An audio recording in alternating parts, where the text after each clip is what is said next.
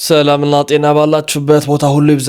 ውድና ክቡራት ቤተሰቦቻችን ኦርቶዶክሳውያን እንዴት አላችሁ? እንዴት ቆያችሁ? እንዴት ሰነበታችሁ? ያሮስ ነው ወንድማችሁ። እኔ ልዑል መብራቱ ነኝ። መረጃው ለመላው ዓለም እንዲዳረስ ላይክ እና ሼር በማድረግ ትብብር አጋርነታችሁን በማሳየት ከጎናችን እንድትቆሙ እንሻለን። ዛሬም እንግዲህ ጥብቅ የተባለ አንድ ጉዳይ ወደ እናንተ ይዤ መጥቻለሁ። ሁላችንም እንድንቃኘው የምወደው ጉዳይ ነው። ብፁዕ አባታችን ብፁዕ አቡነ አብርሃም የባህር ዳርና የሰሜን ጎጃም ሀገረ ስብከት ሊቀ ጳጳስ በመስቀል ደመራ ወቅት ስዕል የመቀደዱን ነገር በማንሳት በጣም በሐዘን በአባትነት ፍቅርና በቆራጥነት ማን ነው የአንድ እናቱን ስዕል የሚቀድ? ማን ነው የእናቱን ስዕል የሚያንቋሽ? ያን የሚያደርግ ከሆነ በእውነትም ለእናቱ ክብር የሌለው እንደሆነ ማሳያ ነው። የተመለከትነው ያየነው ያን ነው። ንዕድ ክብርት ንጽሕት የሆነችቷን ቤተ ክርስቲያን ተዳፍረዋል፣ የተዳፈሩም ይገኛሉ። እንዲህ ናት ወይ ቤተ ክርስቲያን ስጦታዋ? ለሀገር ባለውለታ የሆነች ቤተ ክርስቲያን ይህ ነው የሚገባት? ስንት ታላላቅ ነገሮችን አድርጋ ፊደል ቀርጻ ማንነትን አንጻ ቀለም በጥብጣ ብራና ዳምጣ በሕክምና ብንል በስነ ፈለኩ በእውቀት ማማው ብንል በእያንዳንዱ ፊደል ቀምራ ቁጥርን ሰርታ መጻሕፍትን ጽፋ እዚህ ያደረሰችንን ቤተ ክርስቲያን እንዲህ ነው ወይ ውለታዋ? ይህ ነው ወይ የሚገባት? በማለት ብፁዕ አባታችን ብፁዕ አቡነ አብርሃም በጣም በሐዘን እጅግ በጣም ስሜታቸው ተጎድቶ በቁጭትም ጭምር ይሄ ያሳዝባል፣ ፓስተሮቻችሁን ጠብቆ ተው በማለት ተናግረዋል። ሙሉ በሙሉ እኔ አልናገርም። በጣም የወደድኩት ውስጤን የገዛኝ ሀሳብ ስለሆነ የአባታችንን ቪዲዮ ባጋራላችሁ እጅግ ደስ ያሰኘኛል። ተከታትለን እንመለስ። ያለ ኃጢአቷ ስም ተሰጥቷት እንድትሰደድ እንድትጣል ተደርጋለች። እግዚአብሔር ግን በኪነ ጥበቡ አሻግሮ የንጉሠ ነገሥት ሚስት እንድትሆን አድርጓል። ከዚያም ከአሕዛብ ወልዳለች። የወለደችውም ልጅ ቆስጠንጢኖስን በስራት በሞገስ ክርስቶስን እንዲያመልክ ስለ ክርስቶስ እንዲመሰክር እንዲናገር እግዚአብሔርን እንዲፈራ በጥበብ እግዚአብሔር በፈሪሃ እግዚአብሔር በፍቅረ ቢጽ ስላሳደገችው እነሆ በግፍ ጥበብ የጎደላቸው ማስተዋል የተሳናቸው ክርስትና መሰናከያ የሆናቸው አሕዛብና ሌሎቹም ሞኝነት የመሰላቸው የክርስቶስን መስቀል ታምራት ሲደረግ በማየታቸው ሙታንን ሲያስነሳ በማየታቸው ድውያንን ሲፈውስ በማየታቸው ይህ እስከ መቼ ይሆናል እኛ ባለንበት ሀገር ብለው በአንድ ቦታ ላይ ቀብረው የከተማው ቆሻሻ በሙሉ ማጠራቀሚያ ሆኖ ተራራ እስከሚያህል ዳብዛው ስሙ እስከሚጠፋ ከ326 ዓመታት ያላነሰ ብዙና ብዙ ግፍን ፈጽመው ነበረ። እግዚአብሔር እሌኒን አስነሳ።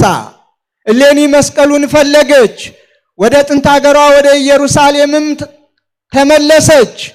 በአካባቢው የነበሩትንም የሀገር ሽማግሌዎች እነ ኪራኮስን ጠየቀች። የት እንደሆነ ማን እንደቀበረው የት ላይ እንደተቀበረ መረመረች። በጥበብ እግዚአብሔር ነበርና የሄደችው በሽማግሌዎችም ምክር እነሆ ወደ እግዚአብሔር ምልጃዋን አቀረበች፣ ጸሎቷን ጸለየች፣ ምክራቸውንም ተቀበለች፣ ደመራንም ደመረች፣ ዕጣንንም አጤሰች። ከዚያ በኋላ ፈቃደ እግዚአብሔር ሆኖ ዕጣኑ ሰማየ ሰማያት ወጥቶ ተመልሶ መስቀሉ ወደ ተቀበረበት ሰው በጣቱ ይህ ነው ብሎ እንደሚጠቁም ያህል እሱም ጠቆመ።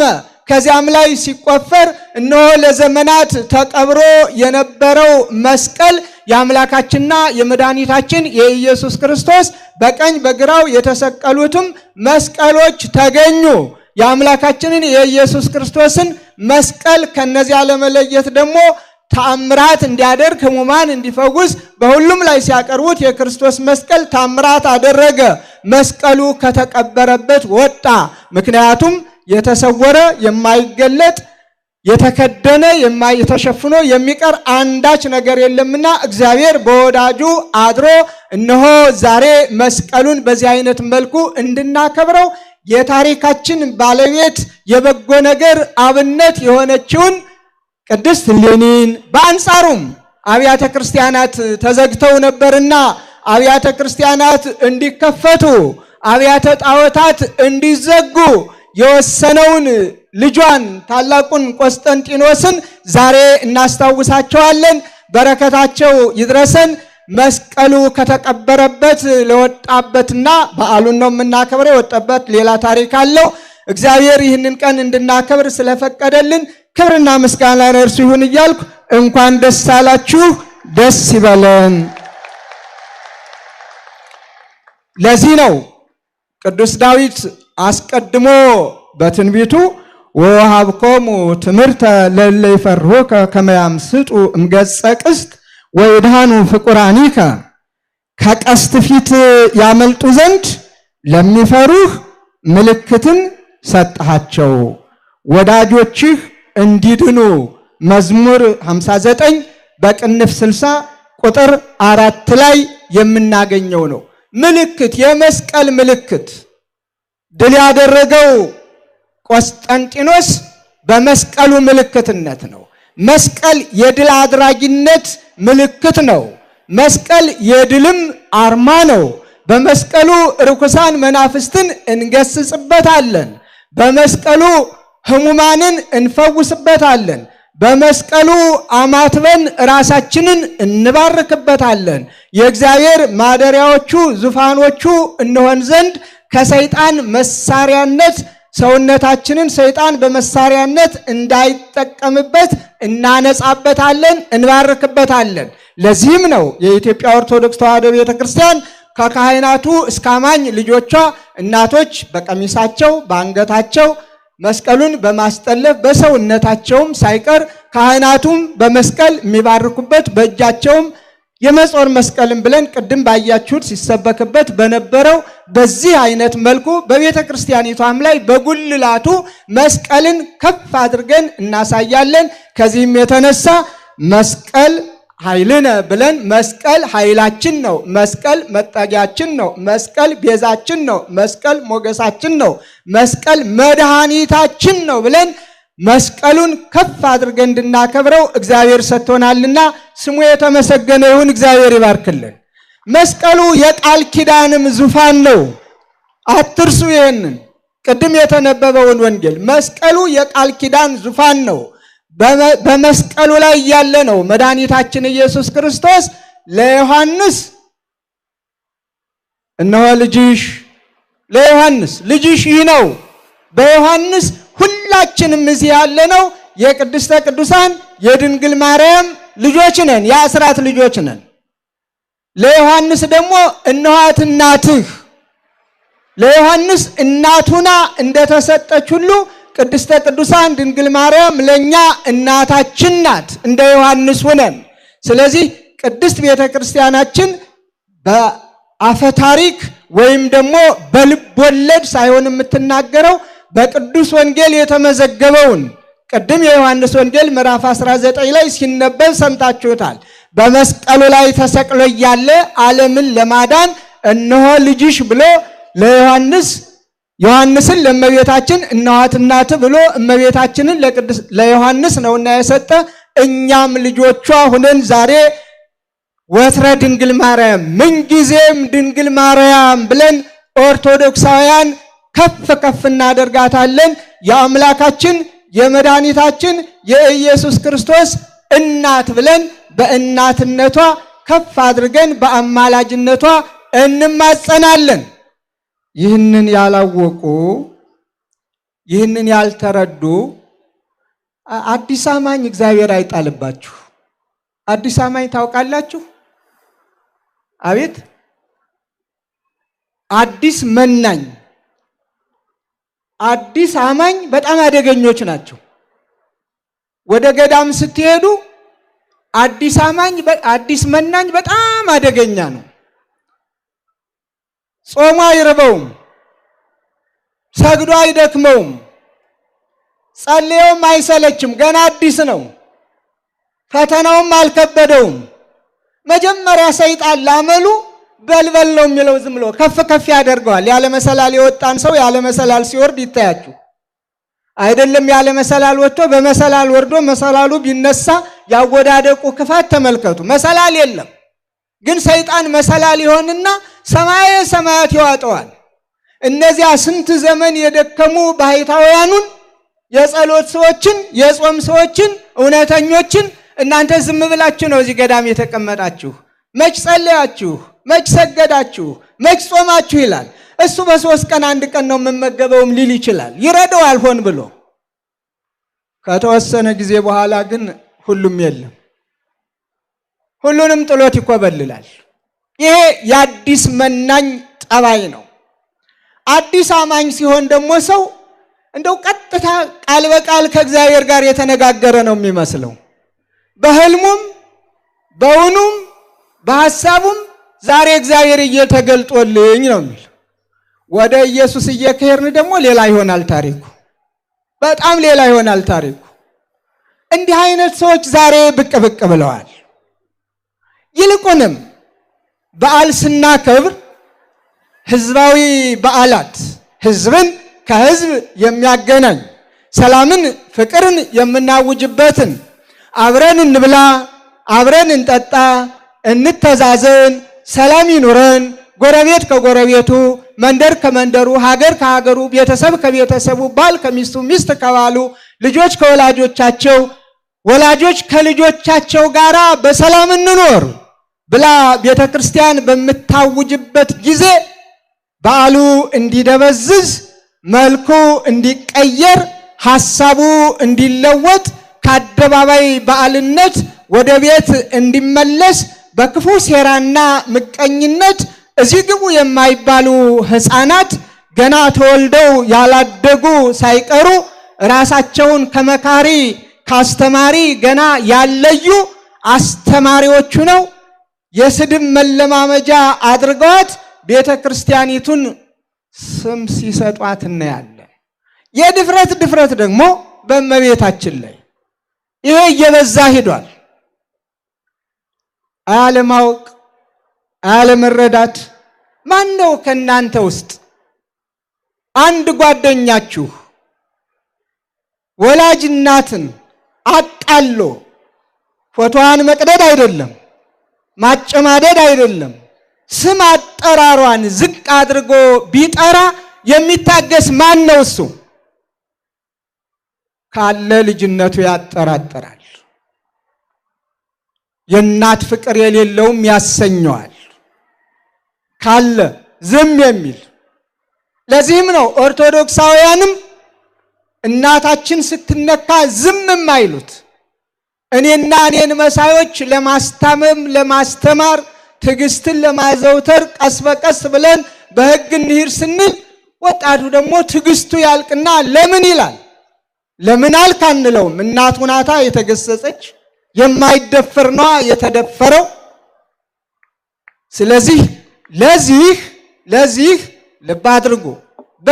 በተለይ መልእክቴ ለሁሉም እገሌ ወገሌ ሳንል ይልቁንም ለሃይማኖት ሰዎች ለሃይማኖት መሪዎች በልዩ ልዩ መንገድ ይችን ቤተ ክርስቲያን የሚያቃልሉ አማኞቻችሁን ለእናታችን ለቅድስት ቤተ ክርስቲያን ስም የሚሰጡ አማኞቻችሁን እኛ ቅዱስ ጳውሎስ እንደነገረን በቅዱስ መጽሐፍ የተሰቀለውን ክርስቶስን እየሰበክን እኛ የምናምነውን ከመወለዳችሁ በፊት የምናመልከውን ኢትዮጵያውያን ያመለኩትን ኢየሱስ ክርስቶስን በማቃለል ሌላ ስም የሚሰጡትን አማኞቻችሁን አዲስ አማኞች ሆነው ብቅ ያሉትን ፓስተሮቻችሁንም ጭምር አስታግሱልን። በቃ በሉልን። በጋራ ሀገር በጋራ እንኑር። በጋራ ሀገር በጋራ በሰላም እንኑር። ለሀገር እድገት እንጣር። ለሀገር ሰላም እንሩጥ። ስንት የምንሰራው ስራ መች ጠፋና? በግጭት ላይ ግጭት እንፈጥራለን። በጦርነት ላይ ጦርነት ማወጅስ ተገቢ ነው? ስንት የምንሰራው ስራ የሃይማኖት ሰዎች መች የምንሰራውን ሰራንና የስንት ንጹሃን ደም እየፈሰሰ ነው። ስንቶቹ በረሃብ አለንጋ እየተገረፉ ነው። ስንቶቹ መጠለያ አጥተው የአውሬ ቀለብ እየሆኑ ነው። ወላጆች እንዴት ነው እያለቀሱ ያሉት? ስንቶቹ በሰላም ከቤት ወጥተው ከቤት መግባት ተስኗቸው ወደ ጥንት ተመልሰን ሰው ክቡር ሲሆን ክቡርነቱ ተቃሎ በገንዘብ የሚሸጥበት የሚለውጥበት ይህን ገንዘብ ካላመጣ አንለቀውም የሚባልበት የሞት ፍርድ የሚፈረድበት ዘመን ላይ ደርሰን ስንት ክርስቲያኖች እግዚአብሔርን በማምለካቸው የተሰቀለውን ክርስቶስን በመስበካቸው ባሉበት እንዳያድሩ ግፍ እየተፈጸመባቸው ባሉበት ዘመን ላይ እኛ ኦርቶዶክሳውያን የሃይማኖት ሰዎች የትኛውም ሃይማኖት ሰዎች ለሀገር ሰላም፣ ለሀገር ፍቅር፣ ለወገን አንድነት፣ ለሁሉም ሰላም ጥረት ማድረግና በቃ ይበቃል በምን ችግሩን እንፍታው ብለን መከራ በማየት ፋንታ እንደገና በጦርነት ላይ ጦርነት ይልቁንም የሃይማኖት ጦርነት እጅግ የከፋ ነው። የቀረን እሱ ነው። አሁን ሌላውን አይተነዋል፣ የጎጡን አይተነዋል፣ የመንደሩን አይተነዋል። የተሻለ ነገር ማምጣት አለብን እየተባለ የሚደረገውንም እያየነው ነው፣ አይተነዋል። የቀረን የሃይማኖቱ ነው። በደንባራ በቅሎ ቃጭል ተጨምሮ በእንዲህ አይነት ላይ ደግሞ ሃይማኖትን መሳሪያ አድርጎ መቅረቡ በጣም አደገኛ ስለሆነ የሃይማኖት መሪዎች የትኛውም ሁላችንም በስርዓት በሕግ በመከባበር ያንዱን ሃይማኖት አንዱ ሳይነካ ቀኖናውን፣ ስርዓቱን፣ ዶግማውን የሚያምንበትን ጠንቅቆ ለአማኞቹ ብቻ በማስተማር በነፃ ምድራችን በጋራ ሀገራችን በጋራ ልንኖር ይገባናል። ከዚያም በላይ እኮ ካልንማ እኛ ኦርቶዶክሳውያን እኮ መቼም ዘመን አረጀና የኢትዮጵያ ቤተክርስቲያን ውለታዋ ተረሳ እንጂ ይሄ ነው እንዴ የኢትዮጵያ ቤተክርስቲያን ውለታ መልሱ? ማንን ተዋጋች? እጅ ዘርግታ ሁሉንም አማኝ በተቀበለች። ደግሜ ደጋግሜ ይህን ቃል የምናገረው እንደ ዛሬው ትምህርት ቤቶች ሳይኖሩ ፊደል ባስቆጠረች፣ እንደ ዛሬው ጸሐፊ አስተማሪ በሌለበት ጽሑፍ ባስተማረች፣ እጁን ሰዶ ከመፈረም ስሙን እንዲጽፍ ባደረገች፣ ታሪክ በሰጠች ለዚች እናት ለዚች አንጋፋ ኦርቶዶክሳዊ ተዋሕዶ ቤተክርስቲያን እንዲህ አይነት ስም ሊሰጥ አይገባም። ስለዚህ የልዩ ልዩ ሃይማኖት ተከታዮች እባካችሁ ምከሩ፣ እንምከር፣ በሰላም በፍቅር እንኑር። እማንቆጣጠርበት ደረጃ እንዳይደርስ በሰዓቱ በጊዜው ካላስተማር እኛ መሪዎቹ በሰዓቱ ሊሆን የሚገባውን ካላደረግን ከኛ አልፎ ከሄደ በኋላ ሁሉም ነገር ከንፈርን መምጠጡ ትናንት ባስተምር ኑሮ ማለቱ ትርጉም የለውም። የእንቁላሉ ጊዜ በቀጣሽኝ የሚለው ልጅና ጠባይ ነው ሊፈጠር የሚችለው። ስለዚህ ይህንን አደራ እላለሁ። ወላጆች፣ የትኛውም ወላጆች፣ የልዩ ልዩ እምነት ተከታዮች ወላጆች እባካችሁ ልጆቻችሁን በምግባር አሳድጉ። ግጭት የሚፈጥሩ ልጆቻችሁን ተው በሏቸው። የእናንተንም ስም ያስጠራሉ። የማን ልጅ ናት የማን ልጅ ነው ሲባል የገሌ ነው የሚባለው። ስለዚህ ግጭት የሚፈጥር የማይነካውን የሚነካ ደፋር የሆነ ልጅ አይጠቅምም። ደፋር ከሆነ ዕውቀትን ይድፈር፣ ፍቅርን ይድፈር፣ ሰላምን ይድፈር፣ አብሮነትን ይድፈር። የዚህ ድፍረት ይጠቅማል። ተሳዳቢነት፣ አንጓጣጭነት፣ ግዴለሽነት፣ ትዕቢት፣ እነዚህ የመሳሰሉ ነገሮች ውርደትን ያስከትላሉ። ወላጅንም ምነው ማኅፀኔን በዘጋው አንቺን በወለድኩበት አንተን በወለድኩበት ያሰኛል። በአንቺ ምክንያት ከጎረቤት ጋር መኖር አልቻልኩም፣ በመንገድም ማለፍ አልቻልኩም፣ እንዲህ አይነት መዘዝ አመጣሽብኝ አመጣህብኝም ያሰኛል። ስለዚህ በሰዓቱ መምከር ማስተማር የእያንዳንዱ ወላጅ ድርሻ ነው። ስለዚህ ይህንን አለማድረግ መልካም አይደለምና ወላጆች ልጆቻችሁን ምከሩ። መንግስትም እንደ መንግስትነቱ እንደዚህ አይነቶችን እንዴ በግድ ከሳሽ መኖር አለበት እንዴ? በግድ አቃቢ ሕግ መቆም አለበት? በግድ ጠበቃ መቆም አለበት? እንዲህ አይነት ደፋሮችን ችግር የሚፈጥሩትን የሃይማኖት ጦርነት የሚቀሰቀሱትን የሰው ክብር የሚነኩትን እኮ አጥፍተሃል አጥፍተሻል ተብሎ እንደ ህፃናት ይታረሙ የለ እንዴ? የህፃናት ማረሚያ እኮ አለ። እድሜያቸው አልደረሰም ተብሎ እኮ ዝም አይሉም። ስተት ይፈጸሙ ገና በህፃንነት እነሱን በሚመጥን እነሱን ሊያስተምር በሚችል መልኩ እኮ ይታረማሉ፣ ይማራሉ፣ ደገ የሀገር ሸክሞች እንዳይሆኑ።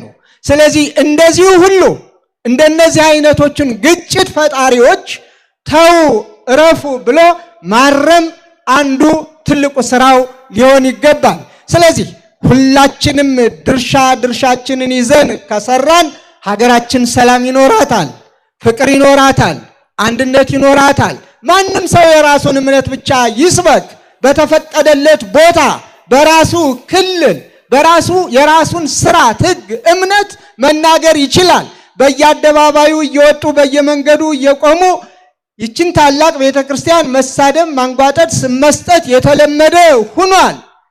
ብዙዎች አንገታቸውን እየደፉ እየሄዱ ነው። ብዙዎችም ደግሞ ለምን በሚል በልክ የሳተራት እየሆኑ ነው። ይህ ሁሉ አይጠቅምምና ተመካክረን ተነጋግረን ሰላምን እንፍጠር እያልኩ መልእክቴን አስተላልፋለሁ። ሌላው እኛ ኦርቶዶክሳውያን ምን ጊዜም ቢሆን በማንም ወሬ የማንሸበር የማንሸማቀቅ ትምክህታችን ለኛ መስቀሉ መሆኑን አምነን በየትኛውም አደባባይ ሳንፈራ ሳናፍር እንደ አባቶቻችን እንደነ ቅዱስ ቆስጠንጢኖስ በዚህ ድል ታደርጋለህ፣ በዚህ መስቀል በዚህ ትምህርተ መስቀል እንደተባለ የድል አርማችን ነውና መስቀላችንን ይዘን ሰላምን እናውጅ፣ ሰላም እንስበክ፣ ፍቅርን እንስጥ። እውነት ይስረጽ፣ እውነት ይሰራ፣ እውነት ይነገር። ከእውነት ውጭ የሆነው ነገር ሁሉ የማይጠቅም መሆኑን እንረዳ። አስታራቂዎች ሸምጋዮች እንሁን። የየትኛውም አንተምተው ከማለት በስተቀር ከዚያ ውጭ ያለፈ ምንምን አንሁን። ለሰላም ብቻ እንቁም ብላ ቅድስት እናታችሁ ኦርቶዶክሳዊት ተዋሕዶ ቤተክርስቲያን መልእክቷን ታስተላልፋለች። ከዚህ ውጭ አሁን አምሮብን በብዙ የሚቆጠር ሕዝብ ሲኖር በአንድ ድምፅ አንዱን ድምፅ የሚተላለፈውን መልእክት በመስማት እጅግ የሚያኮራ ነው። እንደ ዛሬ ሁሉ በሰማያዊት በኢየሩሳሌም በክብር ይሰብስበን። ከዚህ ወተን መስቀል ነውና በየመንደሩ ደግሞ ደመራ ደምረን እግዚአብሔርን እናመሰግናለን። ይህ በአዋጅ በአንድነት በቤተ ክርስቲያን ልሳን እያከበርን ያለነው በዓል ነው። በቤተ ክርስቲያን ደግሞ በየአጥቢያው በየመንደሩ ደግሞ እናከብራለን። እንደ ባህሉ እንደ ስርዓቱ ሃይማኖታዊ ባህሉን ጠብቆ ሃይማኖታዊ ስርዓቱን ጠብቆ ሃይማኖታዊ ትውፊቱን ጠብቆ ሃይማኖታዊ ክብሩን ጠብቆ በመተዛዘን የተራበውን በመመገብ የተቸገረውን በመርዳት ብቸኛ የሆነውን አለው ወንድምህ ነኝ እህትህ ነኝ እህትሽ ነኝ ወንድምሽ ነኝ በማለት የተቸገረውን በመርዳት እንድናከብረው አባቶቻችን አስተምረውናል። ስለዚህ በዓሉን ስናከብር ሁልጊዜ በስካር የምናከብረው በዓል የለንም፣ በመጠጥ የምናከብረው በዓል የለንም። በዝማሬ በእልልታ አብሮ በመብላት ከስካር ውጭ በሆነ መንገድ የተጣሉትን በማስታረቅ እግዚአብሔርን በማመስገን እንደ ዛሬ ሁሉ ለሚመጣው ዓመት ደግሞ እንዲያደርሰን ዛሬ መስቀልን ምድሪቱም ታከብረዋለች። ተራሮቹ፣ ኮረብቶቹ፣ ሸለቆቹ ሁሉ ስታዩቸው በአበባ አጊጠው አሸብርቀው አበባዎችን ስናያቸው ትምህርተ መስቀል ነው የሚሰሩት ሁሉም። በዚህ አይነት መልኩ ቤተክርስቲያናችን ምድሪቱም ታከብረዋለች። ከላይ ከሰማይ ቅዱሳን መላእክቱ በአንድነት የሚያከብሩት የአምላካችንና የመድኃኒታችን የኢየሱስ ክርስቶስ ዙፋን ስለሆነ ከፍ አድርገን እናከብረዋለን። ስለዚህ እኔና እናንተ እኛስ የተሰቀለውን ክርስቶስን እንሰብካለን፣ እናስተምራለን። መስቀሉን ስናከብር መስቀሉ በክርስቶስ ደም ስለከበረ፣ መስቀሉ ጥላቻ ስለተወገደበት፣ መስቀሉ ፍቅር ስለታወጀበት፣ መስቀሉ ሰላም ስለሰፈነበት፣ የሰላም አዋጅም ስለተነገረበት፣ መስቀሉ ለእኛ ቅድስተ ቅዱሳን ድንግል ማርያም እናቱና የተሰጠችበት እኛም ልጆቿ ሁነን የተሰጠበት ዕለት ልዩ ስለሆነ በዚህ አይነት በዓለ መስቀሉን እናከብራለንና ማንም ማን እንደፈለገ ተነስቶ በሚለው አስፈላጊውን መልስ ቤተክርስቲያን ትሰጥበታለች። በየደረጃችን እንደ ሀገረ ስብከት ሀገረ ስብከቱ፣ እንደ መንበረ ፓትርያርክ መንበረ ፓትርያርኩ ከታች እስከ ላይ ተናበን እንሰራለን። የቅድስት ቤተክርስቲያናችንን ክብር ለመጠበቅ ለማስጠበቅ ከምን ጊዜውም በላይ ማንም ማን ላያስቆመን ወደፊት እንድንል እንገደዳለን። ከሃይማኖት ሌላ ምንም የለንም። ምንም ይምጣምን በሃይማኖታችን ማንም ማን ሊነካን ሊደፋፈር ሊለማመድብን ሊተቸን አይገባውም። እኛም አንተቸውም፣ እሱም አይተቸንም። እንተችም አካል ብዙና ብዙ ማለት ይቻላል።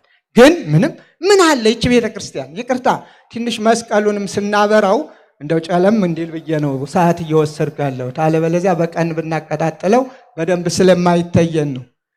እንደው ይታያችሁ የኢትዮጵያ ቤተክርስቲያን እኮ ከሃይማኖት ባሻገር እዩት። ሃይማኖቱ እንዳለ ሆኖ ስርዓቱ እንዳለ ሆኖ ትውፊቱ እንዳለ ሆኖ እንዴ ዓለምን የምትስበው የምትጠራው ለብዙዎቹ የዓመት ምግብ የዓመት ልብስ የዓመት ቀለብ እንዲይዙ የምታደርግ ይህች ቤተክርስቲያን አይደለችም እንዴ? ለበዓለ መስቀሉ ለበዓለ ጥምቀቱ ስንት ጎብኚዎች ናቸው ከሀገር ውጭ ወደዚህ የሚመጡት? እስቲ እንወዳደር ካልን ይሄስ ውለታ አይደለም እንዴ? እና ውለታ ቢስነት ጥሩ አይደለም። ነገረ ጫሪነት ጥሩ አይደለም። እባካችሁ ነገር አትጫሩብን። ደግሞ የሚገርመው ጅራፍ ራሱ ገርፎ ነው የሚባለው። የሚጮኸው ራሱ ነው።